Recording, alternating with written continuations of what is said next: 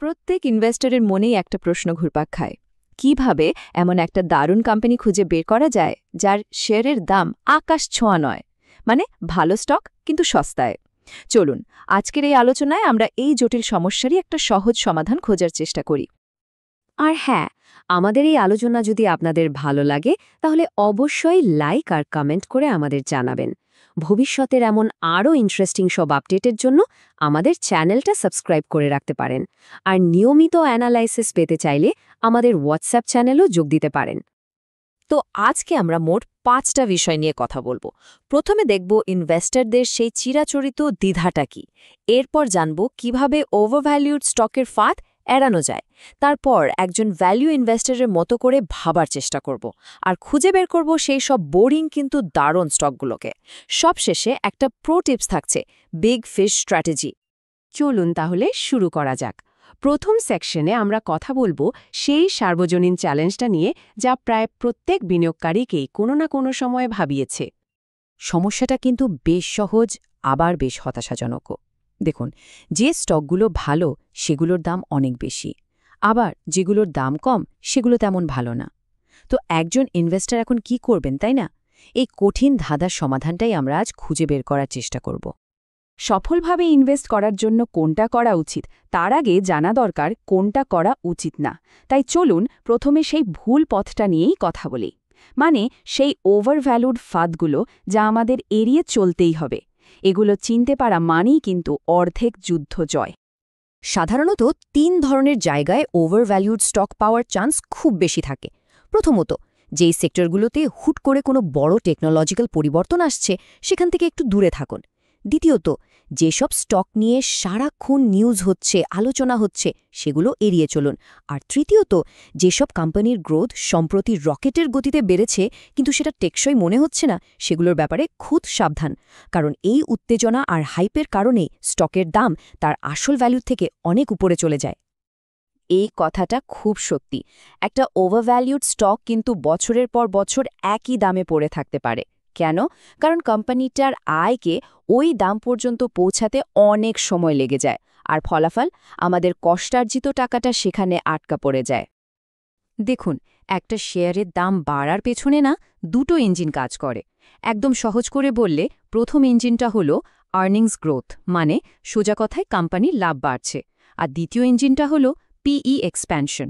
এর মানে হলো মার্কেট এখন ওই একই লাভের জন্য আগের চেয়ে বেশি দাম দিতে রাজি। এখন ভাবুন তো, যদি একটা স্টক আগে থেকে ওভারভ্যালুড হয়, মানে দাম অনেক বেশি থাকে, তাহলে কি হয়? ঠিক ধরেছেন, ওই দ্বিতীয় ইঞ্জিনটা তো শুরুতেই বন্ধ হয়ে গেল। ব্যাপারটা অনেকটা এরকম যে আপনি একটা রেস শুরু করতে যাচ্ছেন, কিন্তু আপনার গাড়ির একটা ইঞ্জিন শুরুতেই বন্ধ। জেতার সম্ভাবনাটা তাহলে কোথায় গিয়ে দাঁড়ায় বলুন তো? আচ্ছা, একটা প্রশ্ন আসতেই পারে, জেনে শুনেও কেন মানুষ এই ফাঁদে পা দেয়? উত্তরটা কিন্তু লুকিয়ে আছে আমাদের মানসিকতার ভেতরে, আমাদের ইগো আর লাভের লড়াইয়ের মধ্যে। চলুন এই বিষয়টা একটু বোঝার চেষ্টা করি। এখানে 2 ধরনের মানসিকতার তুলনা করা হয়েছে। একদিকে আছে ইগো ইনভেস্টর, যার মূল লক্ষ্য হলো এমন একটা হিডেন জেম খুঁজে বের করা যা দিয়ে বন্ধুদের বা অন্য সবাইকে চমকে দেওয়া যাবে। তাদের ফোকাস থাকে উত্তেজনাকর গল্প, নতুন কিছু বা জটিল কোনো ব্যবসার উপর।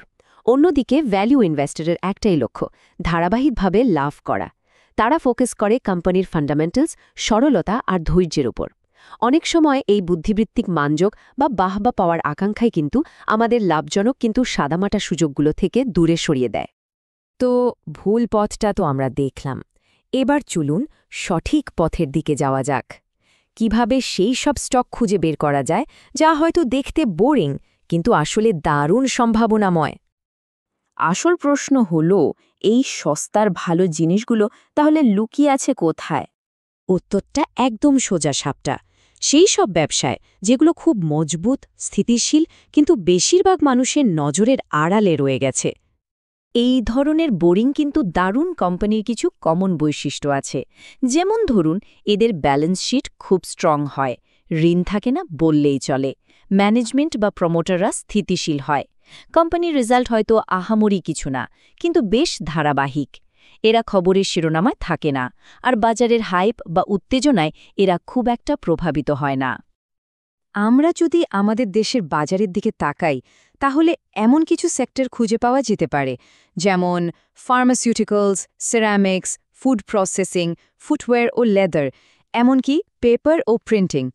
এই সেক্টরগুলোতে এমন অনেক স্থিতিশীল কিন্তু অবহেলিত কোম্পানি থাকতে পারে। চলুন এবার একটা প্রো টিপ নিয়ে আলোচনা করা যাক। ঢাকা স্টক এক্সচেঞ্জের মতো মার্কেটে লুকিয়ে থাকা ভালো স্টক খুঁজে বের করার এটা একটা দারুণ কৌশল। নামটা হলো big fish strategy. Big fish in a small pond মানে ছোট পুকুরের বড় মাছ। এর মানে হলো এমন একটা কোম্পানি যা তার নিজের ছোট ইন্ডাস্ট্রিতে একাই রাজত্ব করে, কিন্তু বড় বড় প্রাতিষ্ঠানিক বিনিয়োগকারীদের রাডারের বাইরে থেকে যায়।